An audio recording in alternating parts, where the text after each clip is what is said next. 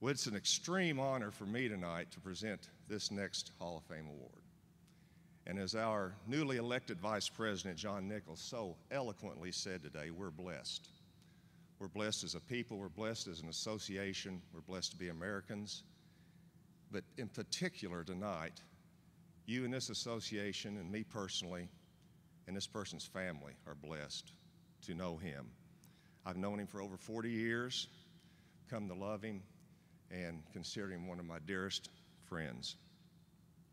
He grew up in a little town in the mountains, like most of us here, grew up in little towns. Back in the day when kids just sort of ran wherever they wanted to do whatever they wanted to do. You hung around your mom or dad's business, you had fun, and you didn't worry about anybody picking you up in a car and taking you away. Your parents just turned you loose. Well, when he was a small child, his parents ran several small businesses in their town, and even as a child, he never met a stranger. He began talking to their customers, and next thing you knew, he was going home with them, or he was playing with their kids, or he was talking to the old folks and telling them a big tale. I always like to tell a big story. Well, he became a salesman at a very young age, too. He'd buy and trade items that the local stores couldn't sell, and then take them to the street corner and sell them himself. He also opened his first business at the early age of 13. Small store he had where he'd sell stuff he found in his parents' basement, and including even his dad's new shoes. That didn't go over real well at home. Other items he had in his inventory he'd won playing checkers. Well, that business didn't last real long because the local merchants got a little upset with this because he didn't have a business license. And they put him out of business because he was too young to get a business license. So that business stopped, and he decided then he would just start shining shoes at the barber shop. He worked in the jewelry store. He even put little toy wagons together for the local 5 and 10 store. Well, it's on good authority that the 5 and 10 store owner took those home that night, reassembled them so he could sell them the next day. Then he did like a lot of us did. We went door to door selling seeds from catalogs. You guys know what I'm talking about there, and calendars, newspapers, whatever. And it was said that one of the ladies in the community, she said, I just can't get a day of rest because of that darn kid selling his stuff door to door. He won't leave me alone. Then when he was a teenager, he ran a car wash in the summer. He was the manager of the car wash, and then he connived his buddies into washing the cars while he went out and drummed up the business. And it's also on good authority that he still does the same thing. He lets the family do the hard work, and he's out drumming up the business. He did take some vocational education in high school to learn how to do electrical work. Well, his first electrical job was to wire a doctor there in town his old barn. Well, the barn soon went down in a fire.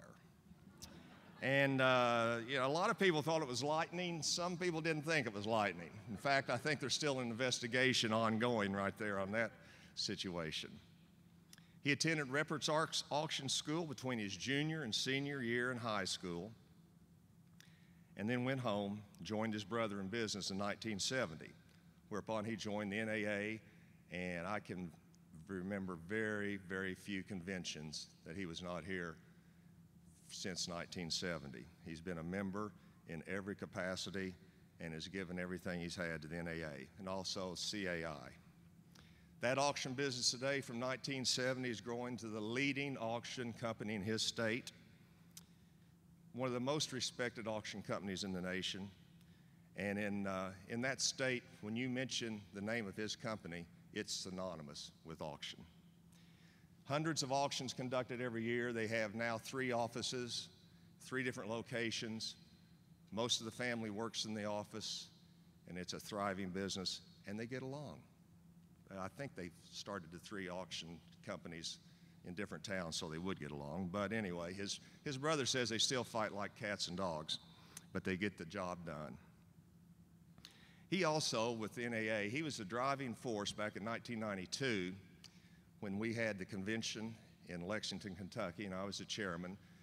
President Steffes asked me, he said, Steve, could you come up with something for us to do as a little opening thing? And I talked about it, and this guy actually came to me before that, and he said, why don't we put on a picnic, have a barbecue, then have a country music show. We'll put them all on buses, drive them 60 miles, do that, and bring them back. I said, you got to be kidding. He goes, no, I think it'd be great. I said, how much is it going to cost? And this is back when the states paid the bill. We did everything.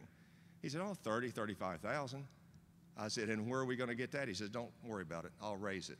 He raised the money, and that was the start of our Tuesday night event, which we continued this year very ably at Dean's Ranch the other night. But you just give him a job. That's the way he's always been, and he takes care of it.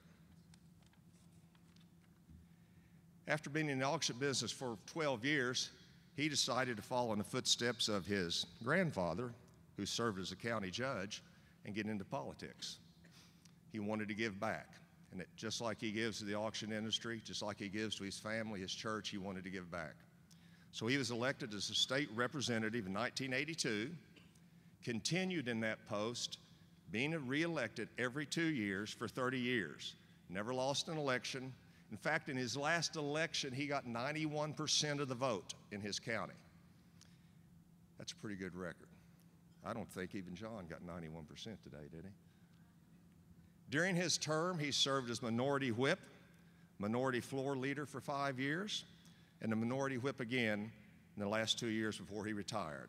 And he was also honored as the national, not local, not state, national Republican Legislator of the Year.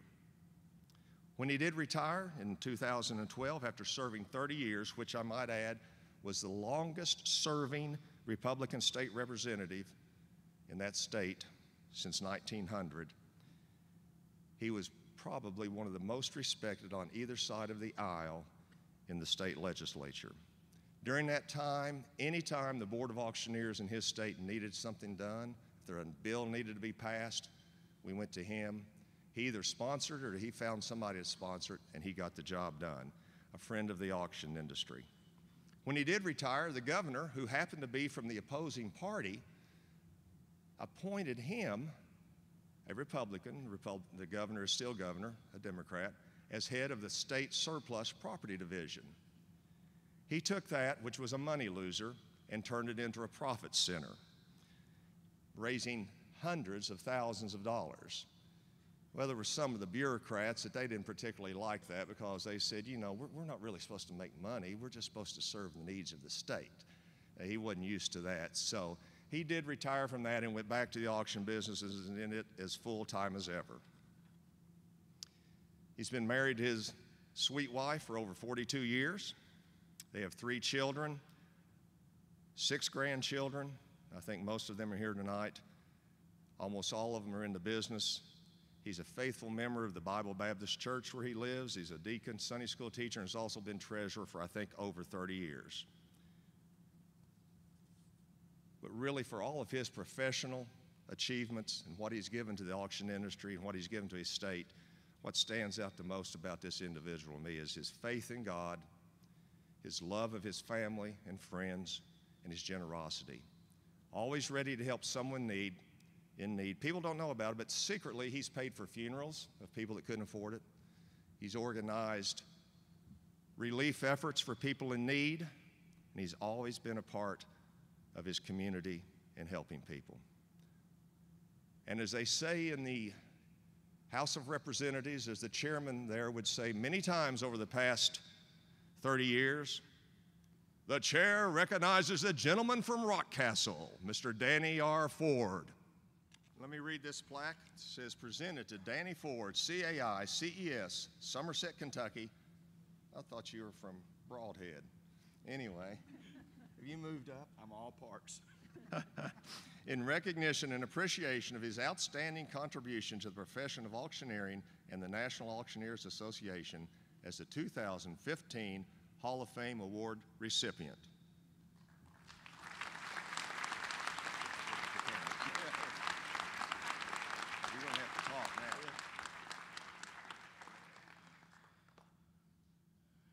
May take a minute. I appreciate this. This is quite an honor. I'm very surprised tonight.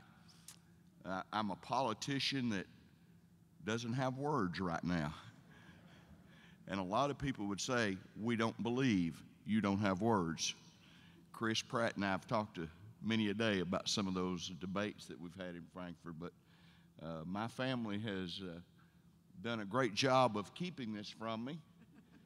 My children have said that they had other things that they needed to do tonight, and my nephew over here said that he had a table reserved as being elected treasurer today.